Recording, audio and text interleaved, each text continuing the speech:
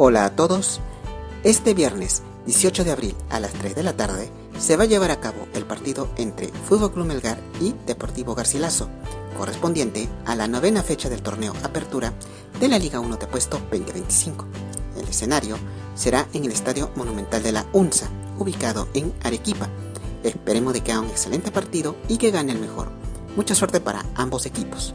Muchas gracias.